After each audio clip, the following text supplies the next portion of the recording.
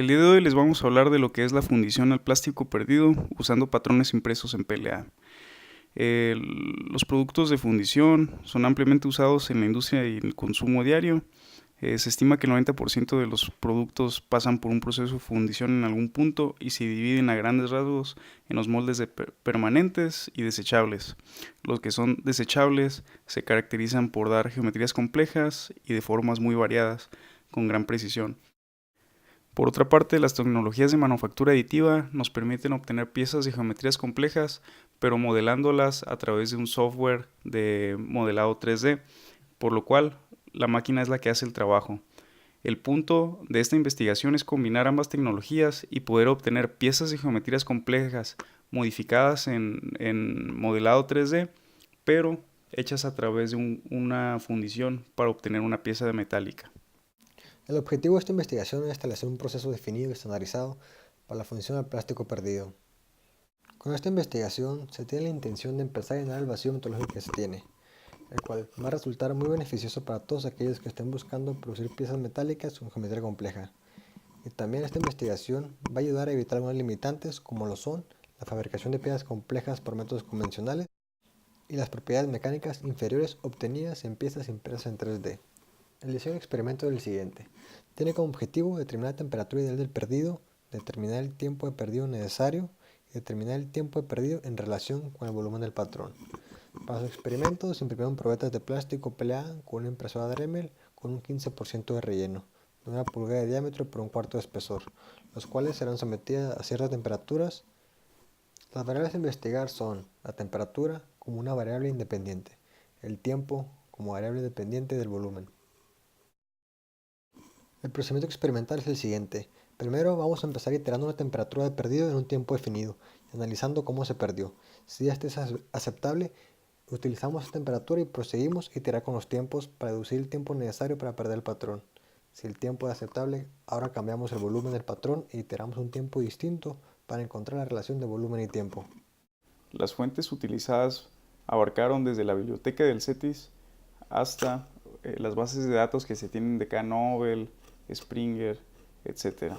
Aparte de consultar con expertos para validar lo que fue el instrumento de recolección de datos. El análisis de resultados consistió en someter las probetas a distintas temperaturas y observar sus características de carbonización y de pérdida de residuos. Se descalificó del 1 al 10 dependiendo de si el carbonizado era nulo, era una calificación de 10, y si el residuo era muy bajo o desaparecía en su totalidad, se le ponía una calificación de 10. En la gráfica a la izquierda se aprecian las calificaciones generales de los primeros 8 intentos. Como se puede observar, se tiene un incremento en el rango de la temperatura 3 a la temperatura 6, donde se sospechaba que pudiera existir un incremento mayor dentro de esos rangos.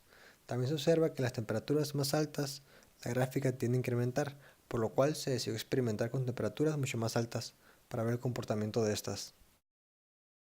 Como se pueden observar en las gráficas, entre la temperatura X4 y X5 hubo una intersección, como se esperaba, con mejores características que X3 y X6. En la parte derecha se observan en las temperaturas X11 y X12 también un incremento. Entre X4 y X5 hubo una gran fluidez, pero todavía existía lo que era el polímero en estado líquido. Por otra parte, en X11 y X12 casi se desaparece por completo, pero existía todavía en forma de cenizas, aunque muy débiles. Estas cenizas pueden causar problemas al momento de hacer un vaciado de metal, por lo que se plantea ahora no una temperatura ideal de perdido, sino en su lugar lo que serían dos, como un ciclo de quemado. La primera, para que el molde pueda escurrir el polímero, y la segunda, para rectificar, recocer y que ese polímero o la capa de polímero que queda en las paredes del molde en su interior pueda evaporarse por completo y que quede una capa muy fina de cenizas que pueda ser removida con aire a presión. Pendientes de la gráfica se calculó lo que sería la temperatura ideal de vaciado de manera aproximada para poder acercarnos más a una temperatura que sea la que estamos buscando según las características del quemado que queremos. Las recomendaciones para futuras investigaciones son las siguientes. Iterar dentro del rango de temperaturas del inferior al superior debido a que es más fácil calentar el horno que enfriarlo. Comprobar la temperatura ideal de vaciado, como es iteraciones experimentales, puesto que solamente fue definida teóricamente. Y tener temperaturas mayores para observar si existe una mejoría en el perdido del material para la temperatura ideal de quemado. Una vez encontradas ambas variables de manera experimental, modificar la primera iteración del instrumento para reemplazar la temperatura idónea por el ciclo de perdido. Una vez obtenido un buen resultado en el ciclo de quemado, repetir al menos 3 intentos bajo las mismas condiciones como el ingeniero Rubén Yáñez sugirió. También es proseguir con el procedimiento experimental, ahora con la primera iteración modificada y la recomendación sugerida por el Dr. Juan Rodríguez. Para mayor información del instrumento, validaciones y resultado, véase el reporte escrito.